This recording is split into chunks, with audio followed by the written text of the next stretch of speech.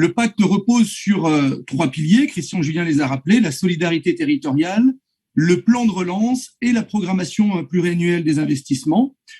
Alors, il n'est pas anecdotique, effectivement, que la solidarité territoriale est mise en avant. Ça apparaît comme étant le premier élément, finalement, de notre pacte, en mettant en avant le fait que celle-ci sera intégralement préservée par rapport à la mandature antérieure, ce qui peut expliquer en partie la large adhésion des maires de Saint-Étienne Métropole au projet de pacte proposé, et c'est tout à fait compréhensible, je ne jette la pierre à personne. Mais le dernier point, effectivement, du pacte fiscal et financier propose effectivement de donner les moyens, finalement, de cette ambition avec le pack d'augmentation d'impôts que vous nous proposez aujourd'hui.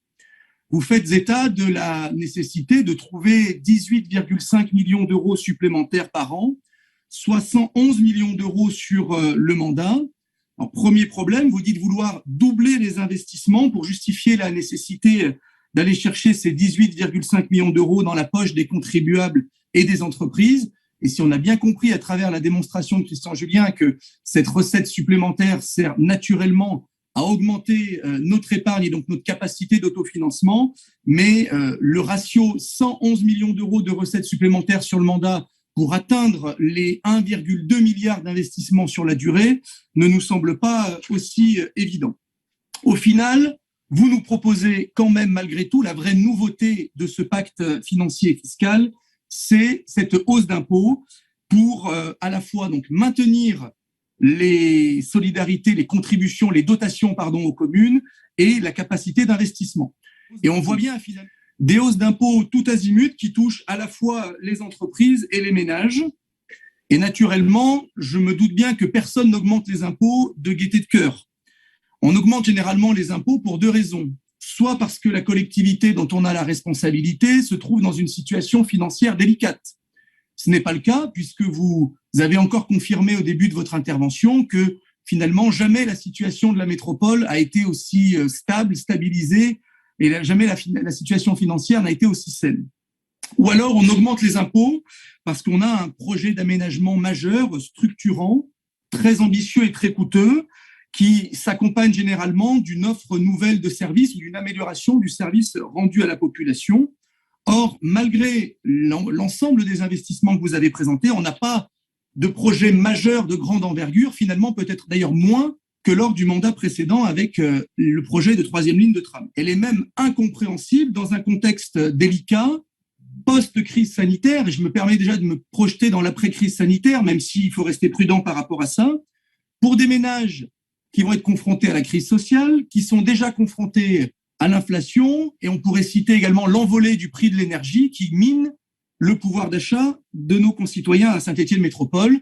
Nos entreprises, quant à elles, même si la reprise semble être au rendez-vous, demeurent pour certaines d'entre elles extrêmement fragilisées par la période qu'on vient de traverser.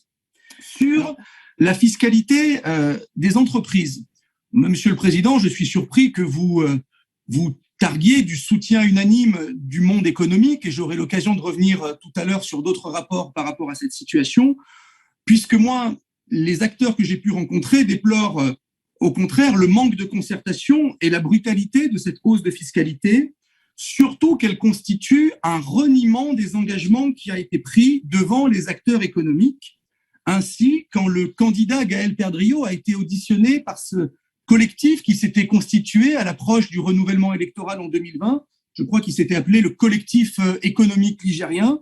Nous étions passés, comme d'autres, sur le grill, je crois, devant un parterre de chefs d'entreprise à l'UIMM, et cet engagement avait été pris de façon formelle. Ça m'a été confirmé par plusieurs d'entre eux. Mais je considère que cette situation est quand même une douce ironie quand vous-même, Monsieur Julien et Monsieur Perdriau, n'aviez pas de mots assez durs pour critiquer finalement ce que vous appeliez le fantasme de la gratuité des transports en commun qui ne pourrait pas se faire sans hausse d'impôts, me traitant alors dans les journaux d'irresponsable lorsque j'envisageais pour la financer d'activer les mêmes leviers que ceux que vous activez aujourd'hui.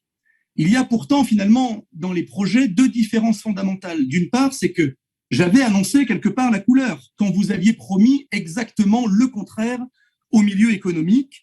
Et d'autre part, cette hausse de la fiscalité pour les entreprises uniquement et qui épargnait totalement les ménages était au service d'un véritable projet global, quelque part révolutionnaire, en tout cas qui bouleversait l'approche des mobilités sur le territoire métropolitain.